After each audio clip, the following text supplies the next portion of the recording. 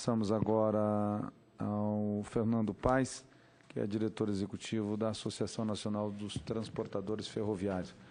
Vossa Senhoria tem também 5 minutos. Obrigado, relator. Acho que responder primeiro aqui a questão da senadora Lúcia Vânia, por conta do horário.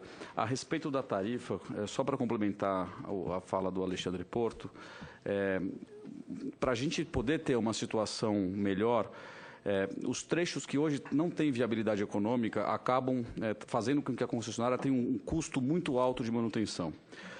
Se a medida provisória, como ela prevê desvinculação de trechos, reconfiguração de malhas, eu acho que esse é um desejo de todos, muitas falas aqui, inclusive para que a gente possa ter um outro tipo de uso de alguns desses trechos que pode ser que não façam sentido para uma concessionária grande.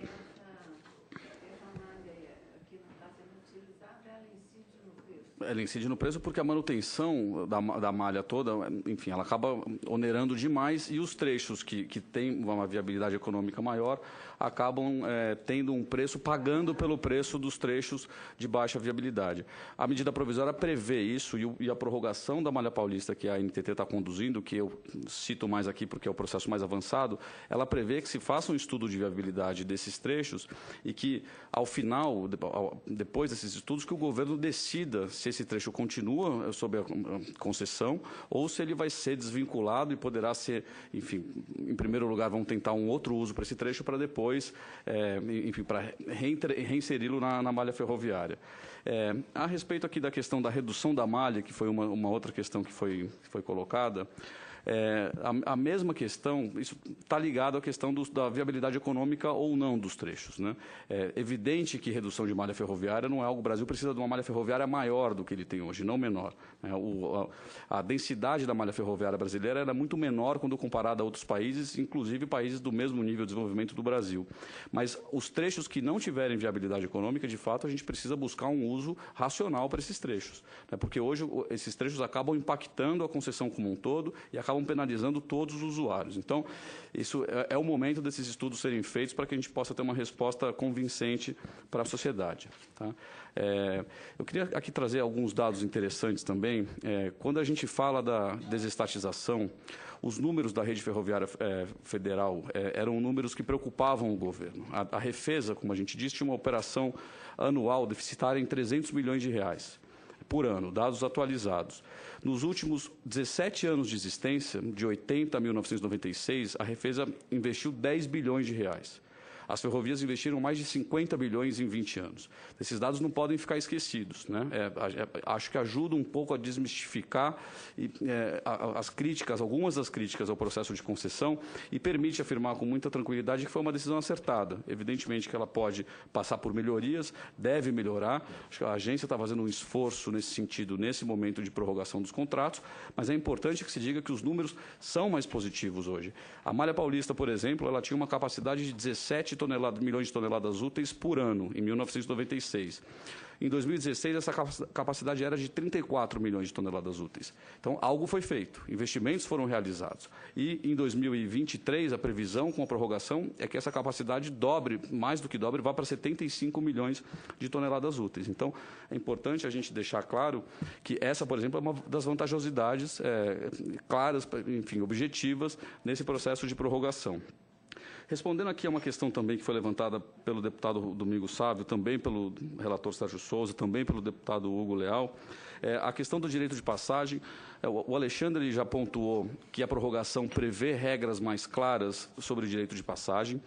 O processo da Malha Paulista, ele prevê uma reserva de faixa para o novo entrante da Norte-Sul, para que ele possa acessar o Porto de Santos. A mesma coisa a agência está pensando para que possa acessar o Porto de Itaqui, pelo tramo norte. E também criaram uma regra de gatilho, de modo a exigir investimentos. No anexo 8 do material que foi publicado, que não é na medida provisória, isso está sendo regulamentado pela NTT no âmbito da prorrogação, mas no anexo 8 do material que foi disponibilizado tem clara essa questão da Ferrovia Norte-Sul. Tá? Então, acho que a agência avançou bastante, assim como avançou numa regra de gatilho para exigir que investimentos sejam feitos quando a ferrovia operar por mais de 3 anos acima de 90% da capacidade. Isso permite que a gente tenha uma capacidade ociosa disponibilizada para outros entrantes. Acho que um outro ponto importante a falar sobre direito de passagem é o seguinte: hoje o direito de passagem já é exercido entre as concessionárias, inclusive de forma muito significativa. Então, nada impede que um operador ferroviário independente, em havendo essa capacidade, ele possa acessar a malha ferroviária. A gente não é contra isso, mas evidentemente que isso, na equação econômico-financeira do contrato, precisa manter o equilíbrio contratual. Isso acho que uma questão, é uma premissa fundamental. Em relação à redução dos conflitos urbanos, o Alexandre Porto colocou também aqui que é uma diretriz do governo enfrentar esse problema. Já existe uma previsão mais concreta em relação à malha paulista, mas em cada um dos casos a agência vai negociar com as concessionárias se um contorno ferroviário é a solução adequada, se a vedação em alguns pontos é uma solução adequada, se a melhoria de algumas passagens em nível é uma solução adequada. E isso, de fato, mas aqui é importante lembrar também que desde 1996, com o decreto 1832, que foi o decreto que regulamentou o setor durante muito tempo e ainda está vigente, a responsabilidade por fazer as passagens em nível ou os cruzamentos rodoferroviários é daquele que chegar depois. Na grande maioria dos casos, a ferrovia centenária, a ferrovia brasileira, já estava instalada e, evidentemente, por questões econômicas, a cidade se aproxima dela. Novamente, a prorrogação é o momento de discutir vários investimentos que deixaram de ser feitos, mas é a possibilidade agora de optar por uma realização pela concessionária. No caso da Malha Paulista, isso está muito claro, é assim que vai ser feito. Algumas outras questões aqui, sobre a questão da tarifa a gente já falou, a redução da malha já falamos. O deputado Domingos Sávio colocou aqui uma questão de queixas de usuários, sobretudo os transportadores de minério, a respeito das ferrovias transportadoras de minério. Até onde a gente sabe, não existe nenhuma reclamação protocolada na ANTT a respeito disso. Mas o setor, eu tenho certeza que as empresas estão à disposição e o setor acredita no diálogo. O diálogo, em primeiro lugar, para solucionar eventuais problemas, e se o diálogo não for suficiente, nós acreditamos na mediação e na arbitragem que a ANTT tem competência legal para fazer.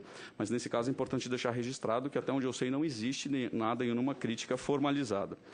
A respeito do transporte de passageiros, as ferrovias hoje, por vedação contratual, elas não podem transportar passageiros, apenas carga, com exceção da Vale, que teve uma lógica um pouco diferente das demais, e ela cumpre um transporte de passageiros como contrapartida e é um benefício social, inclusive bastante significativo para ambas as regiões.